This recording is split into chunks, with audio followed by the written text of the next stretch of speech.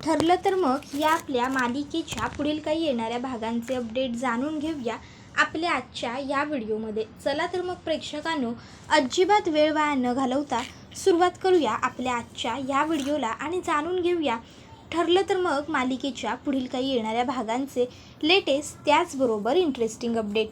तर आता आपण इथे पाहणार आहोत की सायलीला रमेश कोण आहे हे कळालेलं आहे आणि रमेश ह्याला सायली अगदी पूर्वीपासून ओळखते, कारण रमेश हा घरी दूध द्यायसाठी येत असतो. रमेश हा दूधवाला असतो त्यांचा. तर आता इकडे सायली ही आणखीन एखादा पुरावा काही मिळतोय का हे शोधत असताना बाबू ड्रायव्हरची ती चौकशी करते आणि त्यावेळी बाबू तिला सांगतो की माझ्याबरोबर आणखीन एक ड्रायव्हर होता. रविराज साहेबांचा अपघात घडवण्यासाठी नागराजने आम्हा 2 ड्रायव्हरना सुपारी दिली होती. म्हणजे मी तर महिपतचा ड्रायव्हर होतो, पण आणखीन एक ड्रायव्हर रविराजचा अपघात करण्यासाठी नागराजने घेतला होता, जेणेकरून एक ना एक तरी ड्रायव्हरने अपघात घडवून आणलाच पाहिजे आणि रविराज साहेब आणि त्यांचं कुटुंब वाचता कामा नये यासाठी. त्यावर सायली विचारते, मग तो दुसरा ड्रायव्हर कोण आहे, त्याच्याबद्दल तुला काही आठवतंय का बाबू, तुला त्याचं नाव वगैरे काही माहिती आहे का? त्यावर तो म्हणतो, हो नाव तर माहिती आहे, त्याचं नाव होतं रमेश. रमेश होता तो ड्रायव्हर आणि तो थोडा थोडा कसा दिसायचा तो सुद्धा आठवतोय मला. त्यावर मग सायली ही चैतन्याला म्हणते, चैतन्य भाऊजी, आपल्याला त्याचं स्केच बनवून घेतलं पाहिजे आणि मग आपल्याला शोधायला सोपं जाईल. त्यावर लगेचच चैतन्य म्हणतो, वहिनी मी स्केच आर्टिस्ट बोलावतो. स्केच आर्टिस्ट बोलावला जातो आणि मग आता बाबू सांगू लागतो त्याप्रमाणे आता स्केच काढायला सुरुवात केली जाते. स्केच आर्टिस्ट जसा जसा स्केच काढत काढत जातो, सायलीला आता तो चेहरा ओळखीचा वाटू लागतो. सायली म्हणते, हा चेहरा मी कुठेतरी पाहिलाय. त्यावेळी आता लगेचच चैतन्य तिला विचारतो, वहिनी काय झालं, तू काहीच बोलत नाही आहेस, तू एवढी गप्प का आहेस?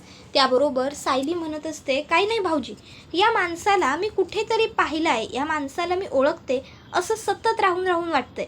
त्यावर मग चैतन्य म्हणतो, वहिनी अगं कसं शक्य आहे, ह्याला तर आपण कधी पाहिलाही नसेल, हा नागराज काकाचा माणूस आहे म्हटल्यावर हा थोडी इथेच कुठेतरी राहत असेल.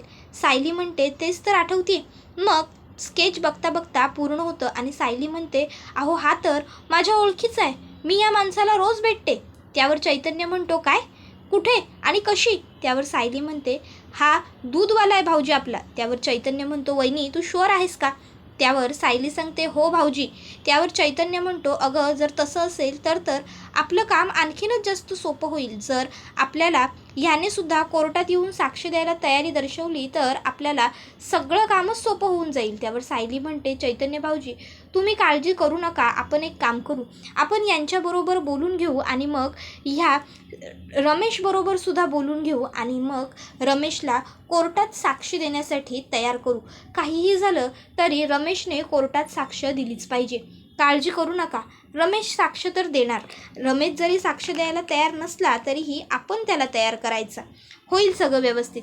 एवढं बोलून सायली ही आता घरी जायला निघालेली असते. तर आता घरातली दिवसभर सगळी कामं वगैरे करून अर्जुन हा बिचारा थकलेला असतो, दमलेला असतो आणि आता तो विचार करतो, बाप रे दमलो, केवढी कामं होती घरामध्ये, मला खरंच रिलॅक्स हवा आता, रिलॅक्स असं वाटतंय बॉडीला. तोचपर्यंत सायली घरी येते. आता सायली घरी आली आहे म्हटल्यावर रोज अर्जुन घरी येतो ऑफिसवरनं, मग सायली त्याला चहा दे, कॉफी दे, त्याला काय हवं आहे नको आहे ते सगळं बघत असते. मग आज अर्जुन सायली झाला आहे, त्यामुळे आता अर्जुनला सुद्धा सायलीला काय हवं आहे नको आहे ते सगळं बघावं तर लागणार. मग आता सायली हिला अर्जुन लगेचच चहा आणून देतो आणि म्हणतो की चहा घ्या आणि फ्रेश व्हा. त्याबरोबर लगेचच आता सायली म्हणते, वा वा वा, जमतंय, हा जमतंय, तुम्हाला जमतंय, पण ते सगळं जरा राहू द्या बाजूला, माझं तुमच्याकडे महत्त्वाचं काम आहे, इकडे या. त्याबरोबर अर्जुन येतो. सायली म्हणते, या माणसाला व्यवस्थित बघा, याला तुम्ही ओळखता का? त्यावर अर्जुन म्हणतो, नाही मला नाही माहीत, हा माणूस मी नाही पाहिला कुठे. सायली म्हणते, बघा व्यवस्थित, नीट बघा. अर्जुन म्हणतो, अगं नीट बघा केलंस तरीही काय फरक पडतो, मी नाही पाहिला याला कुठे. घरातली कामं करून करून आज दिवसभरात माझा पिठ्ठ्या पडलाय, मी कशाला कुठल्या माणसांना बघायला जातोय, मी कोणाला नाही बघितलेलं आणि माझी कामं महत्त्वाची होती आज. त्यावर सायली म्हणते, ओ अच्छा हो का? त्यावर अर्जुन म्हणतो, हो मग दिवसभर मी खूप दमलोय, सगळं किती हेक्टिक होतं आज, तुला माहिती आहे का? सायली म्हणते, काय म्हणालात, सगळं आज हेक्टिक होतं? त्यावर अर्जुन म्हणतो, first day of my work ना, त्यामुळे आज सगळं काही हेक्टिक होतं. तुलासुद्धा आज सगळं काही हेक्टिकच वाटलं असणार आहे. आता तुला चैतन्य होता ना मदतीला. त्यावर सायली म्हणते, तुम्ही विषय बदलू नका, मी ह्या माणसाबद्दल बोलते, पहिलं त्याच्यावरती बोलूया. त्यावर अर्जुन म्हणतो, कोण आहे हा माणूस? मग सायली सांगते, हा रमेश आहे. त्यावर अर्जुन म्हणतो, कोण रमेश? त्यावर सायली सांगते, मी आज बाबूची चौकशी केली पुन्हा एकदा. त्यावेळी बाबूने आम्हाला असं सांगितलं की प्रतिमा आत्या आणि रविराज काका यांचा अपघात कन्फर्म झालाच पाहिजे, कुठल्याही परिस्थितीत ते वाचायला नको, म्हणून नागोबाने एका व्यतिरिक्त 2 ड्रायव्हरना सुपारी दिली होती. म्हणजे एक तर महिपतचा ड्रायव्हर होता आणि दुसरा एक ड्रायव्हर होता ज्याचं नाव रमेश होतं, ज्याला स्वतः नागोबाने सुपारी दिली होती आणि तो रमेश हा आहे. त्याबरोबर अर्जुन म्हणतो, पण मग आपण ह्या रमेशला कुठे शोधायचा? त्यावर सायली म्हणते, अहो अजूनही तुम्हाला कळत नाही आहे का? हा रमेश आपला दूधवाला आहे. त्यावर अर्जुन म्हणतो, काय दूधवाला? त्यावर सायली सांगते, हो. त्यावर अर्जुन म्हणतो, जर तसं असेल तर मग आपल्याला लवकरात लवकर रमेशबरोबर बोलून घेतलं पाहिजे. रमेशने जर कोर्टात साक्षी दिली ना, तर ती आपल्यासाठी खूप महत्त्वाची ठरू शकते बायको. त्यावर सायली म्हणते, हो ते तर मला माहिती आहेच. उद्याच आपण रमेशबरोबर बोलायचं. उद्याच आपण रमेशला आपल्या बाजूने कोर्टात साक्ष देण्यासाठी तयार करायचं. काय घडलं होतं, काय झालं होतं आणि नागराज काकाने त्याला सुपारी कशी दिली होती, ह्या सगळ्याची चौकशी उद्या आपण करायची. रमेशने आपल्याला एकदा का सर्व गोष्टी सांगितल्या की पुढच्या पायऱ्या आपल्यासाठी अगदी सहज आणि सोप्या होऊन जातील. काय वाटतं तुम्हाला? त्यावर अर्जुन म्हणतो, हो ठीक आहे, पण तुला वाटतं का की रमेश एवढ्या सहजासहजी आपल्याला सगळं काही खरं सांगेल म्हणून? त्यावर सायली म्हणत असते की खरं तर त्याला सांगावं लागेलच ना. आता दुसरा दिवस उगवतो. सायली उशीर झाला तरी अजून घरातच असते. हे बघून कल्पनाला आणि प्रतापला प्रश्न पडतो. कल्पना आणि प्रताप सायलीला विचारतात, काय गं सायली, आमचा अर्जुन थकला का काय घरातली कामं करून? आम्हाला तर खात्री आहे अर्जुननेच तुझ्यासमोर शरणागती पत्करलेली असणार आणि स्वीकारलेलं असणार की त्याला काही घरातली कामं जमणार नाहीत म्हणून. काय अर्जुन, बरोबर ना? अरे घरातली कामं करणं सोपं नसतं बाबा, असं आता अर्जुनला कल्पना आणि प्रताप सांगतात. त्याबरोबर लगेचच सायली म्हणते, नाही नाही आई बाबा, तुम्ही जे म्हणताय ते एक ना एक दिवस होणारच आहे. हे माझ्यासमोर शरणागती घेणारच, पण आज यांनी माझ्यासमोर शरणागती घेतलेली नाही आहे. ॲक्च्युली ऑफिसमध्ये आज काही महत्त्वाची कामं नाही आहेत ना, म्हणून मी ऑफिसला उशिरा जाणार आहे. चैतन्य भाऊजी म्हणालेत उशिराने कामाला सुरुवात करायची. त्यावर आता लगेचच कल्पना म्हणते, अच्छा असं आहे का, बरं बरं. त्याबरोबर लगेचच आता सायली आणि अर्जुन दूधवाल्याची वाट बघू लागतात आणि आता थोड्या वेळानंतर दूधवाला दूध द्यायला येतो. त्याबरोबर सायली आणि अर्जुन दोघंही जण दूधवाल्याला घेऊन बाहेर येतात आणि बाहेर आता लॉन एरियामध्ये जो झोपाळा आहे त्या झोपाळ्यावरती दूधवाल्याला अर्जुन बसवतो आणि मग आता अर्जुन दूधवाल्याला, काय रे तू ड्रायव्हर होतास ना, असं विचारतो. आता अर्जुनने असं म्हटल्यावर दूधवाला घाबरतो आणि तो नाही वगैरे म्हणायला लागतो. त्यावेळी सायली ही आता त्याला दम देत म्हणते, ए गप्प बस, आमच्याशी खोटं बोलू नकोस. तुला काय वाटतं आम्हाला माहीत नाही आहे का? आम्हाला तुझा सगळा भूतकाळ माहिती आहे. नागराज किल्लेदारला तर ओळखत असशील ना? नागराजचं नाव ऐकून तर दूधवाला आणखीन घाबरतो आणि म्हणत असतो, काय बोलताय तुम्ही प्लीज पटकन दूध घ्या आणि मला जाऊ द्या, मला आणखीन खूप घरी दूध द्यायचं आहे. त्यावर सायली म्हणते, पटकन तुला जाऊ देऊ, फक्त विचारलेल्या प्रश्नांची उत्तरं पटापट द्यायची आणि सांगितलेलं काम गुपचूप करायला तयार व्हायचं. त्यावर दूधवाला म्हणतो, काय काम आहे तुमचं आणि मला काय करायचं आहे? त्यावर मग सायली सांगते, हे बघ, तू ज्यांचा अपघात घडवून आणण्याची सुपारी घेतली होतीस की नाही नागराज किल्लेदारकडनं, त्याच नागराज किल्लेदारला आता पोलिसांनी पकडलं आहे आणि आता तुला साक्ष द्यायची आहे कोर्टात नागराज किल्लेदार विरुद्ध. त्यावर दूधवाला आधी तर नाटकं करतो, मी नाही वगैरे, पण अर्जुन सायली त्याला धमकी देतात चांगलीच की तुला सुपारी नागराज किल्लेदारने दिली होती हे कोर्टात सांगावं लागेल, नाहीतर तुलासुद्धा शिक्षा होऊ शकते काही माणसांच्या जीवावर उठण्याबद्दल. आता काय करायचं ते तू ठरव. तसा दूधवाला म्हणतो की ठीक आहे, मी कोर्टात येऊन साक्ष देईन, पण मग मला काही होणार नाही ना? त्यावर सायली अर्जुन म्हणतात की नाही, काही नाही होणार तुला. आता ही गोष्ट सगळी काही प्रियाने बाहेर गुपचूप उभं राहून ऐकलेली असते. मग आता हे सगळं ऐकल्यावर इकडे प्रिया मात्र चांगलीच घाबरते, कारण प्रियाला माहीत आहे की जर नागोबा गोत्यात आला तर नागोबा काही मला सुखाने जगू देणार नाही. नागोबा मला सुद्धा नक्कीच गोत्यात आणणार, त्यामुळे मला नागोबाला वाचवायलाच हवं. म्हणून मग प्रिया आता थेट नागोबाला तिने ज्या मोबाईलवर त्याला दिलेला असतो त्याच्यावरच फोन करते आणि ती आता त्याला सांगते की नागराज काका इथे खूप मोठी गडबड झालेली आहे. अहो तुम्ही ज्या माणसाला त्या प्रतिमा आणि रविराजला उडवायला सांगितलेलं ना, तो माणूस इथे सुभेदारांच्या घरी दूधवाला म्हणून दूध द्यायला येतो आणि आता अर्जुन सायलीला ते कळलं आहे आणि त्यांनी तुमच्या विरोधात साक्ष देण्यासाठी त्या दूधवाल्याला तयारसुद्धा केलं आहे. त्यावर मग आता हे ऐकून नागोबा घाबरतो आणि नागोबा तिला सांगतो काहीही झालं तरी त्या दूधवाल्याने माझ्या विरोधात साक्ष देता कामा नये. त्याला तुझ्या ताब्यात घे आणि त्याला लवकरात लवकर इकडनं बाहेर पड, निघून जा या शहरातनं असं सांग. त्याबरोबर प्रिया म्हणते हो हो काका, मी बरोबर सगळं व्यवस्थित सांभाळून घेते, तुम्ही काही काळजीच करू नका, काय करायचं ते मी बघते. इतक्यात त्या ठिकाणी अश्विन येतो. अश्विन आल्याबरोबर प्रिया फोन कट करते. आता प्रियाने फोन कट केल्याबरोबर लगेचच इकडे अश्विन हा तिकडे येतो आणि तिला म्हणत असतो तन्वी कोणाबरोबर बोलत होतीस तू आत्ता फोनवर, कोण होतं समोर. त्याबरोबर प्रिया नाही कोणीच नाही अश्विन असं म्हणते.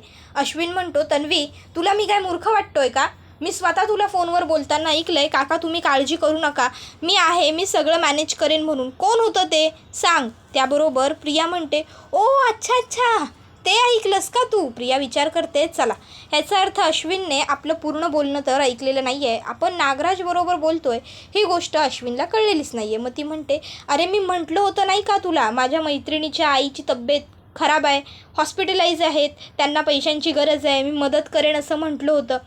त्यांच्याच मिस्टरांचा त्या मैत्रिणीच्या वडिलांचा फोन होता, विचारत होते रे बिचारे पैशांची काही सोय झाली का म्हणून. बाळा आता काय सांगू त्यांना की माझ्याकडे तर काका पैसे नाही आहेत आणि माझ्या नवऱ्याकडे खूप पैसा आहे, पण माझा नवरा मला पैसे देत नाही आहे कारण त्याचा माझ्यावर विश्वास नाही आहे. असं तर सांगू शकत नाही ना, नाहीतर याने तुझ्या नावाची नालस्ती होईल आणि कुठल्याही बायकोसाठी आपल्या नवऱ्याचं नाव हे आपल्या प्राणापेक्षाही प्रिय असतं. आणि मी सुद्धा तुझी बायको आहे आणि मलासुद्धा माझ्या नवऱ्याचं नाव तितकंच प्रिय आहे. त्यामुळे मी त्यांना सांगत होते की नाही काका पैशांची सोय अजून झाली नाही आहे, पण मी प्रयत्न करते, काळजी करू नका, घाबरू नका, मी आहे, होईल सगळं व्यवस्थित, आपण मिळून सगळं व्यवस्थित करू.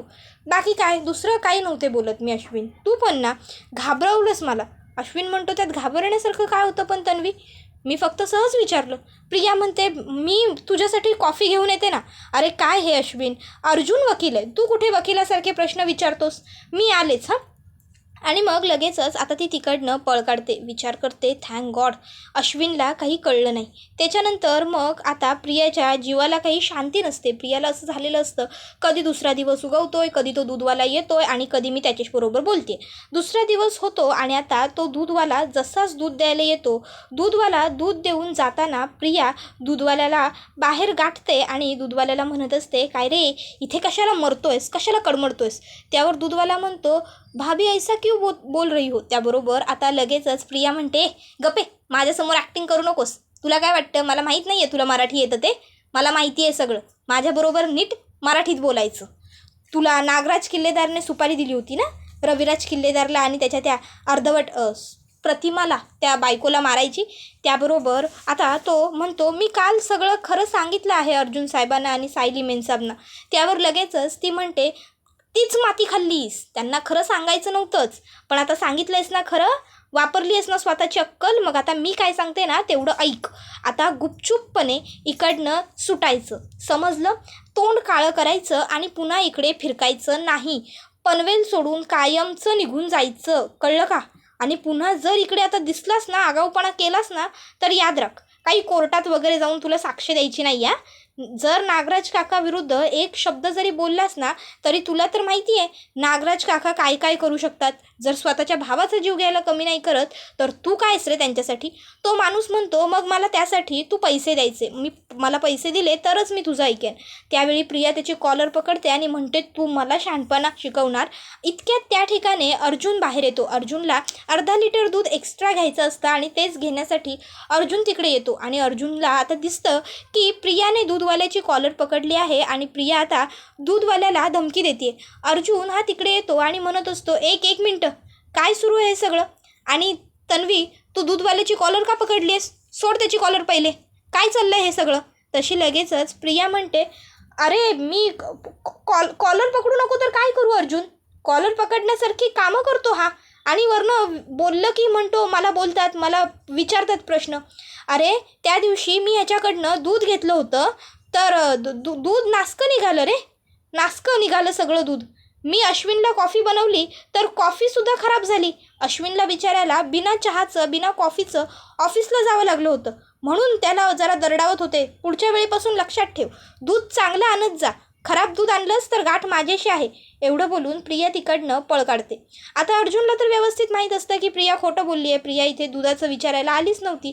प्रिया नक्की काहीतरी वेगळं विचारायला आली होती. मग आता अर्जुन दूधवाल्याला विचारतो की काय बोलली ती मुलगी, कशाला आली होती इकडे तन्वी. त्याबरोबर मग दूधवाला म्हणतो, साहेब त्या मेन साहेब आम्हाला सांगत होत्या की पळून जा म्हणून इकडनं, काही कोर्टात वगैरे जाऊन तुला साक्ष देण्याची गरज नाही आहे, निघून जा, नाहीतर मग मी तुला सोडणार नाही. ती मला पैसे देत होती आणि म्हणत होती की पनवेल सोडून कायमचा निघून जा. त्यावेळी अर्जुन त्याला सांगतो, हे बघ तुला असं काहीही करायचं नाही आहे, आणि जर एक गोष्ट लक्षात ठेव, तू पनवेल सोडून गेलास ना तरीसुद्धा तुझं स्केच बनवलेलं आमच्याकडे आहे, त्यामुळे आम्ही तुला, तू पाताळात लपलास तरी तिकडनंही शोधून काढू शकतो. त्यापेक्षा गुपचूप कोर्टात ये, साक्ष दे आणि स्वतः ह्या सगळ्यातून निर्दोष बाहेर पड. नाहीतर एका माणसाचा खून करण्याचा तू प्रयत्न केलेला आहेस, या आरोपाखाली तुलासुद्धा शिक्षा सुनावली जाऊ शकते, समजलं ना. तसा लगेचच तो म्हणतो की नाही साहेब, नाही, मी पळून वगैरे काहीही जाणार नाही, मी कोर्टात येऊन साक्ष देणार आणि मी तुमची मदतही करणार. त्याबरोबर अर्जुन म्हणतो, व्हेरी गुड, निघ आता. मग तो तिकडनं निघून जातो. तर अर्जुन विचार करतो की नाही, काहीही करून याला कुठेतरी सेफ जागी ठेवलं पाहिजे, नाहीतर प्रिया ह्याचं काहीतरी वेडवाकडं करेल. तर दुसऱ्या बाजूला आता नागोबाला टेन्शन आलेलं असतं की तन्वीला सांगितलेलं काम तर तिने वेळेवर केलं असेल ना, तिने त्या दूधवाल्याला गाठलं असेल ना, आणि तिने त्याला धमकीसुद्धा दिली असेल ना, तो दूधवाला गुपचूप पनवेल सोडून जाईल ना. अरे यार, काहीच कळायला मार्ग नाही आहे. प्रियाने फोन दिलाय खरा, पण प्रियाबरोबर कॉन्टॅक्टही करता येत नाही आहे, कारण जेव्हा बघावं तेव्हा हा महिपत माझ्यावरती नजर ठेवूनच आहे. या महिपतची नजर जरा इकडे तिकडे झाली तरच प्रियाला फोन करून विचारता येईल की तिने सांगितलेलं काम व्यवस्थित केलं आहे ना म्हणून. पण काय करू, हा महिपत काही कुठे जात नाही आहे आणि इकडे तिकडेही बघत नाही आहे. 24 तास माझ्यावर नजर ठेवून आहे, कॅमेरा लावल्यासारखा. देवा, आता तूच बघ रे बाबा, असं तो म्हणत असतो. तर दुसऱ्या बाजूला आता प्रिया विचार करते, काय करू, नागराजला कॉल करून सांगू का मी त्याने सांगितलेलं काम केलं आहे म्हणून. नाही, नको, एवढ्या लवकर फोन करायला नको. नागराजकडे फोन आहे का नाही याची अजून मला काही शाश्वती नाही आहे ना, नंतरच करते. किंवा एक काम करते, आज काहीतरी कारण काढून घरातनं बाहेर पडते आणि थेट जाऊन नागोबाला भेटूनच ह्या सर्व गोष्टींबद्दल सांगते. फोनवरती सांगणं रिस्की आहे. एकदा बोलताना अश्विनने पकडलं होतं, पण थँक गॉड त्याला काही कळलं नाही. पण जर पुन्हा त्याला कळलं तर मग मात्र सगळी गडबड होऊन जाईल. पुन्हा असं होता कामा नये, असा विचार प्रिया करते. तर दुसऱ्या बाजूला आता अर्जुन हा विचार करत असतो की आता या रमेशला कुठल्या ठिकाणी ठेवता येईल, कुठलं ठिकाण याच्यासाठी सेफ असेल. बाबूला तर ऑफिसच्या गोडाऊनमध्ये ठेवलं आहे, मग याला कुठे ठेवू. त्याबरोबर हा व्हिडिओ आता इथेच संपतो. व्हिडिओ आवडला असेल तर व्हिडिओला लाईक करा, चॅनलवर नवीन असाल तर चॅनलला सबस्क्राईब करा आणि बेल आयकॉन आठवणीने प्रेस करा, जेणेकरून तुम्हाला पुढच्या प्रत्येक व्हिडिओचं नोटिफिकेशन मिळत जाईल आणि सर्व व्हिडिओंचा आनंद हा अगदी उत्तम पद्धतीने घेता येईल. चला तर मग प्रेक्षकांनो, आजच्या पुरतं इथेच थांबूया.